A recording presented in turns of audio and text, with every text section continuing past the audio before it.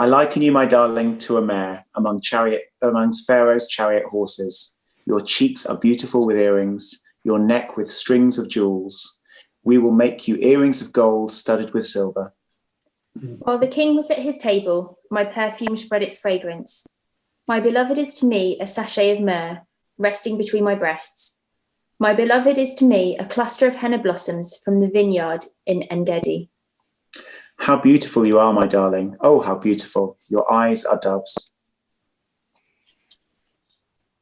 How handsome you are, my beloved. Oh, how charming. And our bed is verdant. Sorry, I'm reading from a section here. The beams of our house are cedars, our rafters are firs. I am a rose of Sharon, a lily of the valleys. Like a lily among thorns is my darling among the young women. Like an apple tree among the trees of the forest is my beloved among the young men. I delight to sit in his shade, and his fruit is sweet to my taste. Let him lead me to the banquet hall, and let his banner over me be love. Strengthen me with raisins, refresh me with apples, for I am faint with love. His left arm is under my head, and his right arm embraces me. Daughters of Jerusalem, I charge you, by the gazelles and by the doves of the field, do not arouse or awaken love until it so desires.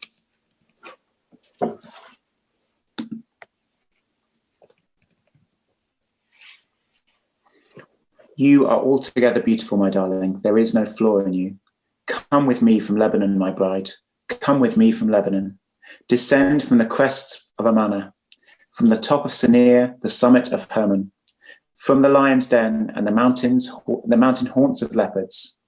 You have stolen my heart, my sister, my bride. You have stolen my heart with one glance of your eyes, with one jewel of your necklace. How delightful is your love, my sister, my bride. How much more pleasing is your love than wine, and the fragrance of your perfume more than any spice. Your lips drip sweetness as the honeycomb, my bride. Milk and honey are under your tongue. The fragrance of your garments is like the fragrance of Lebanon. You are a garden locked up, my sister, my bride. You are a spring enclosed, a sealed fountain. Your plants are an orchard of pomegranates with choice fruits, with henna and nard and saffron, calamus and cinnamon, with every kind of incense tree, with myrrh and aloes, and all the finest spices. You are a garden fountain, a well of flowing water streaming down from Lebanon. Awake, north wind, and come, south wind. Blow on my garden, that its fragrance may spread everywhere. Let my beloved come into his garden and taste its choice fruits. I have come into my garden, my sister, my bride. I have gathered my myrrh with my spice. I have eaten my honeycomb and my honey. I have drunk my wine and my milk. Eat, friends, and drink. Drink your fill of love. Okay, so yeah, we'll come on to the mayor comment. We'll come on to that one, don't worry. I'm going to ask it again, or re-emphasize. Why are we looking at this book? Because we're probably wondering that again. Another reason added on to last time is because we all have a Bible, right? This is everyone has the same Bible. However, we also all have a functional Bible. A Bible that actually is the thing that we learn from, the word of God that we actually learn from. And for most of us, that's the favourite passages that we have. And we don't actually take in much else that we don't understand. And God is saying, this is part of my word. You need this. And so I'm just by the raw fact that God's saying, you need this. And for so many people, it's not actually part of their Bible functionally. We need this, right? So we've just looked at pure passion, the physical side of the song. Now we're going to look at this exclusive side of the song. The reason is the song, even though there's lots of songs throughout it, lots of poems, right in the middle is one of the climaxes of the whole song. And then right at the end is another climax. The reason we know the middle is a climax is because 5 verse 1, one side of that has 111 lines, and the other side of that has 111 lines. And if you're reading the poem, you get that it's a climax. So it's right smack bang in the middle, 5 verse 1. That's the central bit, and then we'll come on to the end of the poem in the next talk. In this one,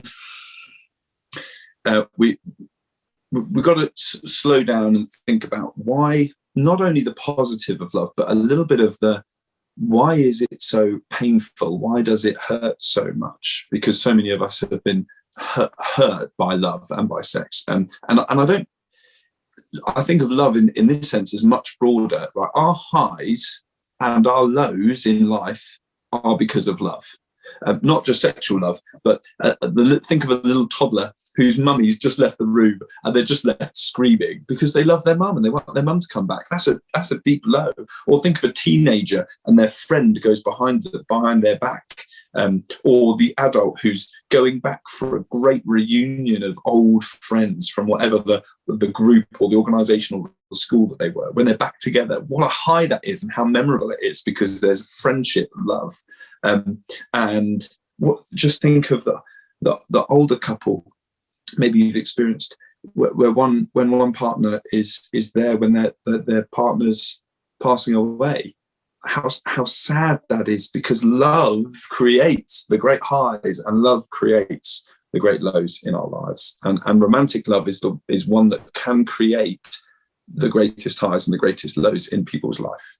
You don't have to listen to much music or watch many films to kind of pick up that romantic love is at the centre of so many of these things in our life, whatever our situation. And so this is another reason why we really need to hear this, because we need to understand what love is for. And at this point, we come across two contradictory views, right? We last time we had the two words, bad and God. This time, here's two words, life and death. When we think of exclusivity in love, they're the two words, life and death. The first one is life. Exclusive commitment is the life of real love. And most people actually agree with that. The tune that I love on this one is Norah Jones, Come Away With Me in the Night. And the song of just come away with me. I don't want anyone else. I don't want it to be this mixed love. I want exclusively you. Or Adele has a couple of crackers. She's got Sweetest Devotion. I'm telling my age a little bit, but Sweetest Devotion and One and Only. Just you. Sweet Devotion, just you. Or One and Only you. And so we know that commitment is at the heartbeat of love, isn't it? It seems obvious that when someone breaks that commitment in a film, the person's heartbroken, because fundamental to love is commitment, exclusivity. I remember the age at 16, first major relationship, first major heartbreak. My girlfriend at the time, we meet in the park, and she's wanted to come and chat with me about something. And as I walk over, I notice that she's not smiling. She's got something pretty sad to say. And then as she tells me, she's like, I'm really sorry, I got really drunk and I kissed someone else. And oh my goodness, 16-year-old lad, I just felt like a dagger had gone in my heart. I'm like, oh my goodness. I thought there was like some kind of commitment between us, and that's been broken. And although there was like a level of forgiveness, something just changed. And I was like, just that so many people have been through that experience, haven't they? Of minor ones like mine. Or major ones where exclusive commitment gets broken. And we know that the heart of love has to have that. We know it when we go to a wedding and you see the two people, not three, four, or two people that sort of are partly in relationships with other people. No, there is only two at the front of that church, because that's what love looks like. Or when you go to an anniversary and it's the 40th or the 50th or the 60th wedding anniversary, and the celebration is there because they were committed to each other. And you think, yes, commitment is the life of love. But the other instinct that we have is it's the death of love. It's the death of love because we think, doesn't romance kind of flop once you get married?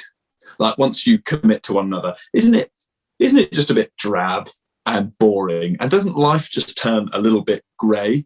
One of my favourite quotes on this is Homer Simpson to his son, Bart, and Bart's just had a little heartbreak. And so Homer says this to him: "You have learned," I won't do an impression because I'm terrible, but "you have learned a very valuable life lesson, boy, which is that love does not exist except briefly between a man and a woman before marriage.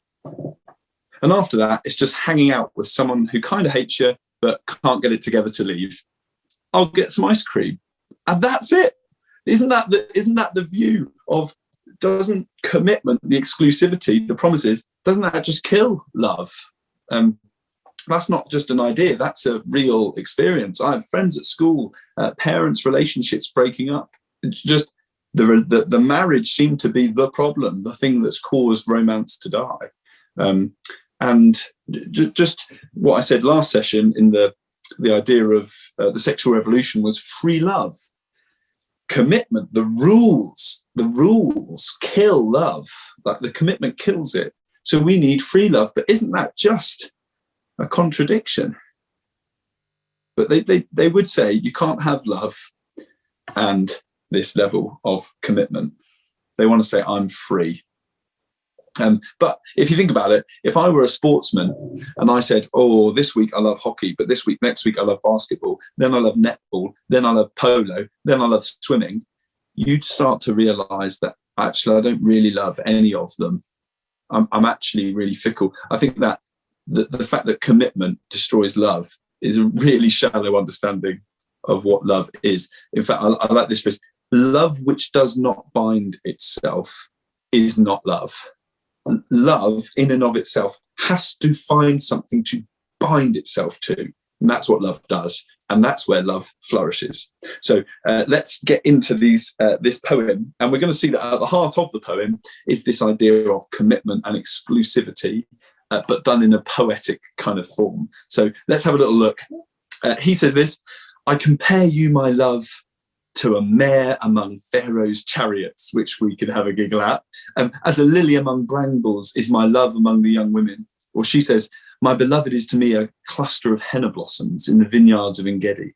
As an apple tree among the trees of the forest, so is my beloved among the young men." Now, all of these are natural images. And one of the things throughout the story, you realise there's this kind of city imagery or the garden imagery. And the garden imagery is calling us back to Eden, calling us back to this idea where the man and the woman felt no shame, physically naked, but not just physically naked. They were exposed to each other completely, and there was no shame between them. There weren't any hidden secrets hiding away in their heart. They totally open. And I think that's part of the picture of the Song of Songs, of going back to Eden in this kind of shameless environment where they love one another. But the two ways the people talk in these imageries is one of contrast, and the other one is of supremacy, how supreme something is. Let's look at one of the supreme comments. We've got, "You are a mare." Now, one commentator astutely observes on this one, to the modern reader, it's somewhat bewildering that the man would compare his beloved to a horse. The point is not that she looks like a horse. That's it. That's his comment. The point isn't that she looks like a horse. Rather, Pharaoh's chariots, above all, were beautifully adorned. So if there were lots of different horses around, they knew Pharaoh's chariots, oh my goodness, they are beautifully adorned like no other horses that there are. So the woman doesn't look like a horse, but she is beautifully adorned, just like Pharaoh's chariots. So that one makes up that idea. And then it comes on. It makes sense of the next verse, which is, "Your cheeks are lovely with ornaments, your neck with strings of jewels." This is all in chapter 1.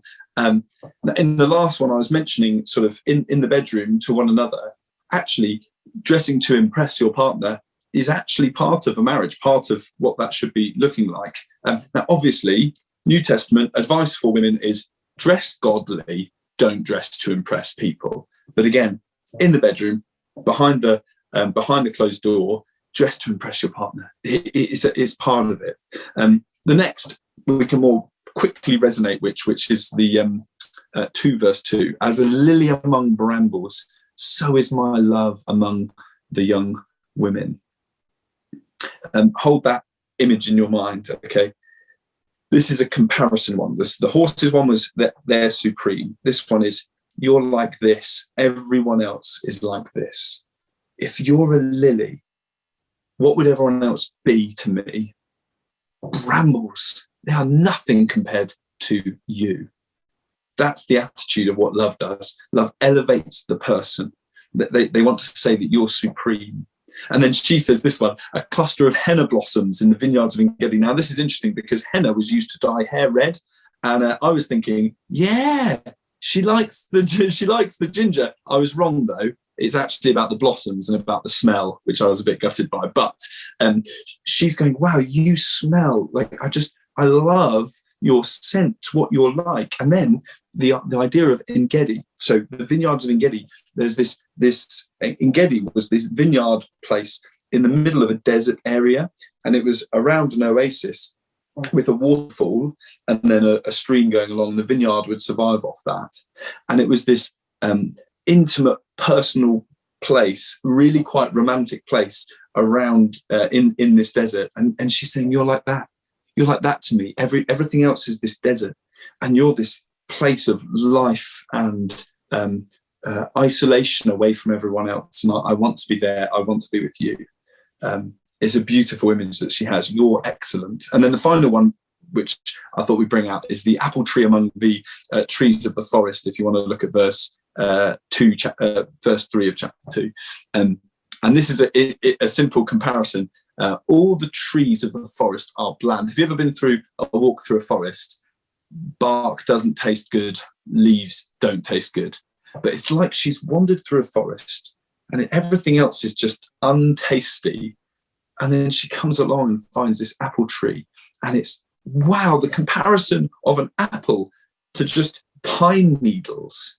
Oh no, an apple tree. The apple is juicy and full of sweet smelling, sweet tasting. And she said, yes, I want to taste that. I like you above everything else. And that's a contrast again. She's saying, compared to everyone else, you are like this. In fact, a few verses later, she's so exhausted just from lovemaking that she's asking for raisins and apples just to sustain her in love, because she's totally absorbed in this. And so this carries on throughout the whole poem of this, you're supreme. You're, in my eyes, you're more valuable than everything else. The other way that they do this is expressing their desire to draw away with the other person, to leave everyone else. Right at the beginning of the song, she says, draw me after you, let us run. And then right at the end of the whole book, she says, come away, my beloved, and be like a gazelle. Come away. And then right in the middle of the song, he brings out this expression. He says, come away with me, let us depart, or depart with me. Let's go away together. And this is another expression of love between this couple. They don't want to be with everyone else with this romantic love. They want it exclusive, just them. And my love for you repels all others. Now, life is more complicated than that. There are tracks in all sorts of different ways. But the person in a married relationship should say, all others are as nothing compared to you. And you are, someone said it this way, you are the standard of beauty in my life. Because of the way you are, everyone else is nothing compared to you. And that's exactly what this is trying to get across. And then finally, in the second part that was read to us, you've captivated my heart, my sister, my bride. You've captivated my heart with one glance of your eyes, with one jewel of your necklace. You've captivated me. And this picks out all of what I'm saying. I want to read this bit to get it across. He is captivated by her alone, because to him she is better than all others, because he desires her. She is a locked garden. She's given herself to no one else. They say to one another, for your eyes only. I'm for your eyes only. My love isn't free. My love isn't unbound. My love is bound to you. My eyes are fixed on you. My heart is joined to you. You are mine. and I am yours is the expression. And it's beautiful actually when you go through the poem and you notice all the ways they say my. It says, you are my beloved, my love, my garden, my bride, my sister, my friend, my myrrh, my honeycomb, my wine, no one else. You've given yourself to me and I give myself to you. And that's what love is. That's what love is. And therefore, I don't think it takes much to apply this, but I'll give some pointers. Everyone at St Andrews and all the people here make much of marriage. It's this exclusive commitment. I can just implore you, don't do what the world does and think that free love is going to be where you find love. You find love when it isn't free, when it's bound to one person. So if you're single, wait until you find that one person to bind it to. And if you're married, stay bound to that one person that you promised it to. That's how we're going to raise up marriage. And then I really want to make this clear. People who live single, not that there are any, I'm just going to use that term, faithfully, are representing the worth of marriage more than any married people in the 21st century, more than anyone. And there's two reasons why. First reason is because in a situation where sex has become a god to our culture, you have to have it to express yourself. And if you say, I'm not going to because Jesus is more valuable to me than sex, you have shown the world, you have shown your friends, and you have shown all your colleagues at work and everyone else that marriage to you is so valuable, more than married people staying married. So absolute, I'm so much respect. Sex is not your God, and you're telling everyone that when you live faithfully. The second way is that you're saying you value marriage more than your own temporary pleasure, that God is your God. Not only is marriage not your God, God's your God. And I think I just want to say thank you, like for all the people that are here living faithfully single. Thank you. You are the biggest loudspeaker to the world that sex isn't God and marriage is beautiful. And so thank you. We live in an age, just to put this all in context, we live in an age where the porn industry makes $35 billion more than Netflix. That's so much more than Netflix makes. $35 billion. And that was in 2018 or 2019, pre-pandemic, and it's grown at least 15% during that time.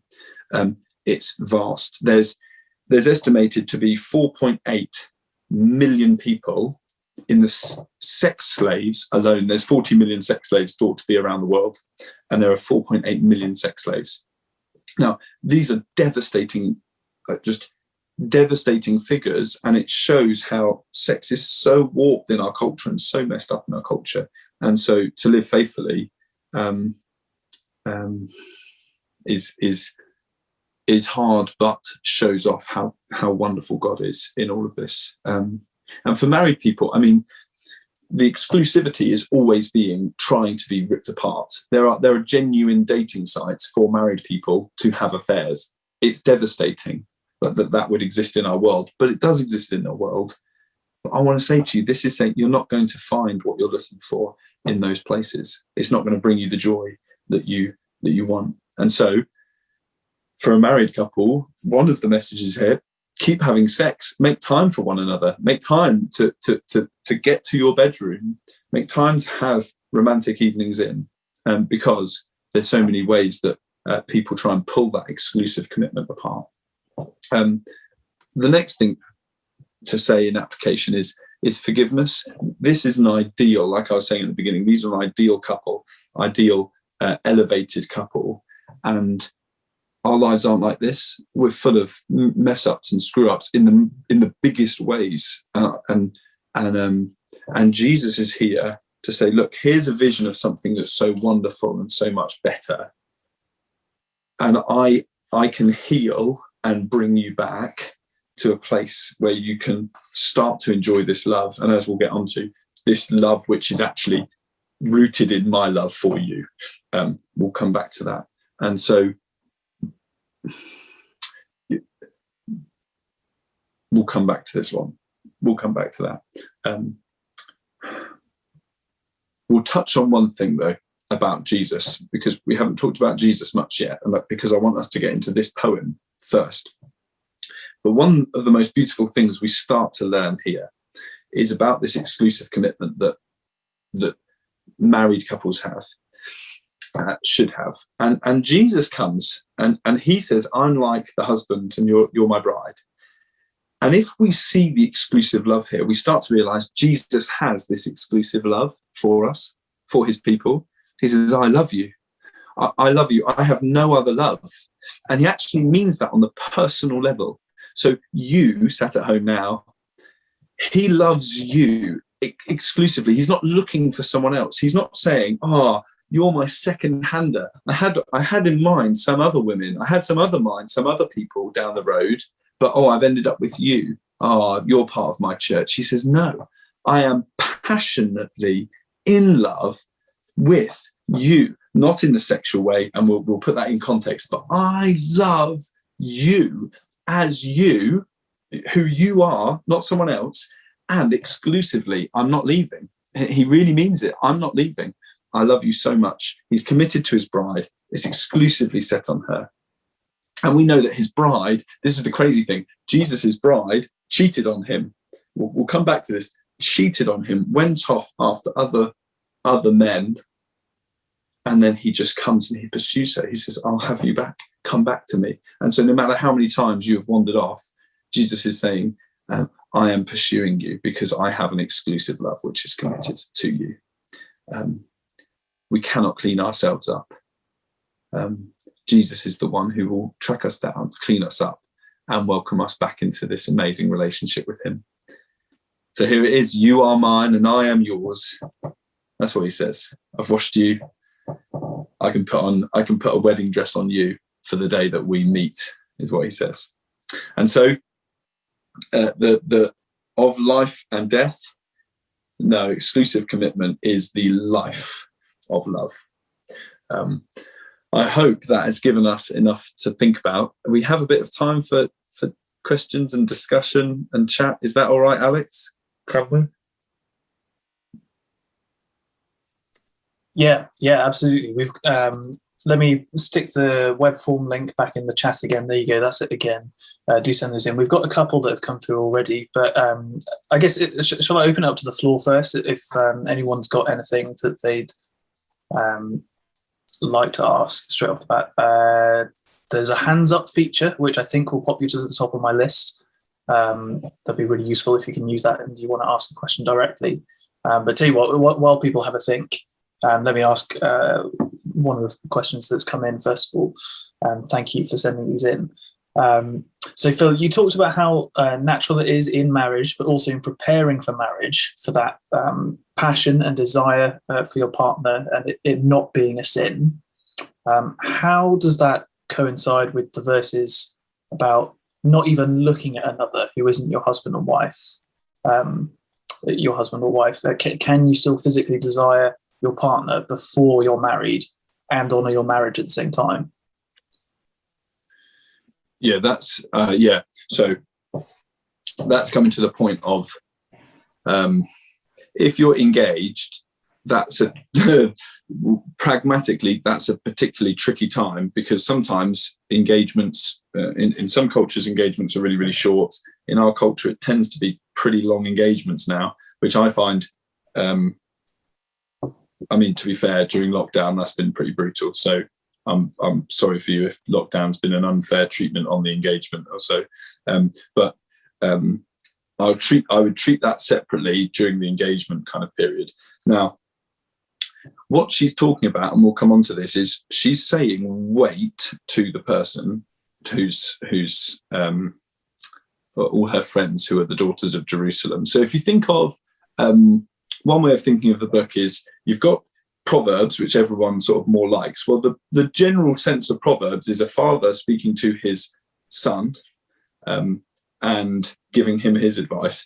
This one is interesting because it's a a friend, a female, a woman, speaking to her friends, the daughters of Jerusalem, and giving that advice. So one is to a son, the other is this girl giving her friends advice. And it is that you don't awaken love until it so desires, which is only in marriage.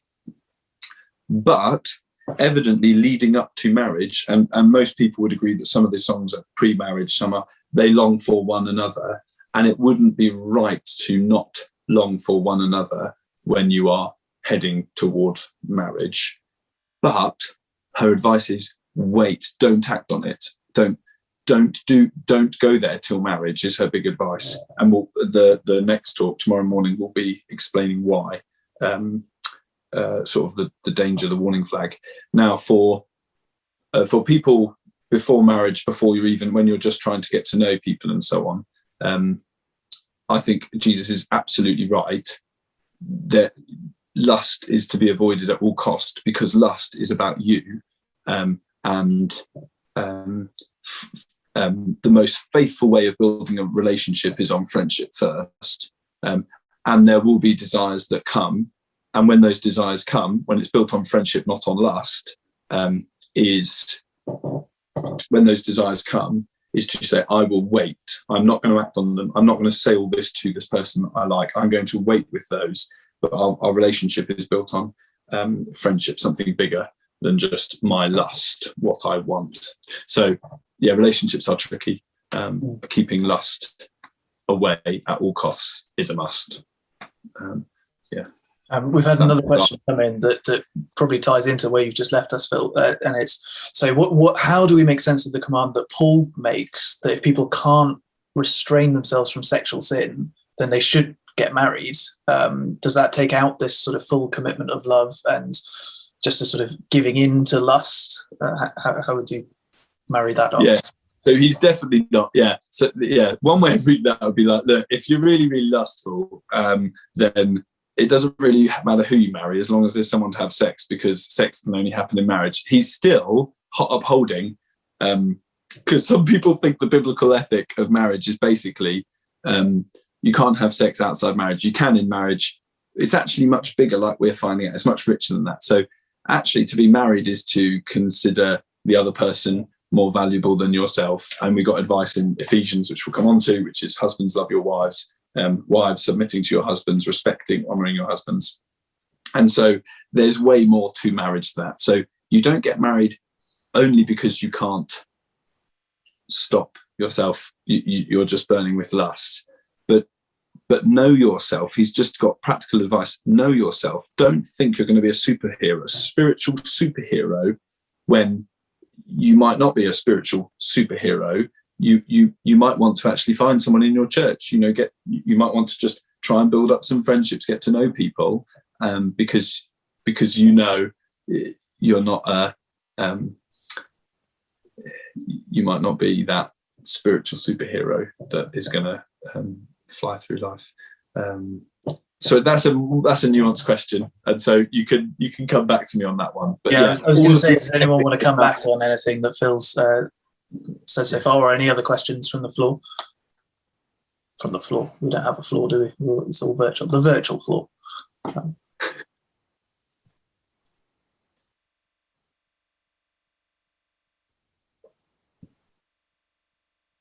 Sorry, I'm skimming through to try and see all your faces, see if anyone's waving to ask a question. No, great. I don't think we've got any others at the moment that have come in. The only question that we do have, I think we'll probably pick up what you said that we're going to look at tomorrow. So we'll hold fire on that one if that's okay, because hopefully that'll get answered, or if not, I'll save it and then we can ask it tomorrow. But yeah, Phil, thank you so much. I think we'll probably start to draw things to a close for the evening in that case. Yeah, thanks so much for joining everyone tonight. Don't forget that you can use that Q&A form that sort of stays live the whole weekend. You can use that to send in your questions. The link's also in the email that I sent you. If you got an email from me with the details for this, you should be able to send in your questions overnight if something pops into your head. But yeah, we'll have more time tomorrow as well for further discussion. Don't forget that it's a 9 o'clock start tomorrow, but we'll be opening up the call from 8:45. So do log in, bring your breakfast. If that's too early for you to eat beforehand, come coffee in hand, that sort of thing. But starting the session at as close to 9 o'clock as we possibly can. But yeah, why don't I lead us in prayer, and then let's go our separate ways for the evening. Father, thank you that we've seen so much of you this evening. We've seen so much of your good gifts to us in what we've seen.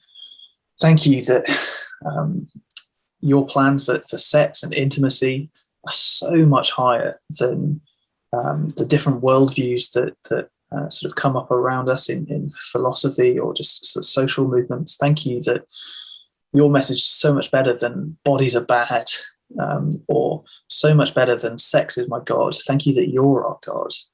And thank you that the kind of sex, the kind of relationships that you've designed for us are life-affirming, life-giving, and good. Please help us to meditate on these things. Please help us to praise you for them. And please help us to think hard on these things overnight. Help us to get up on time for tomorrow morning. We give you thanks that we've got this opportunity to open up this part of your word to us. In Jesus' name, amen.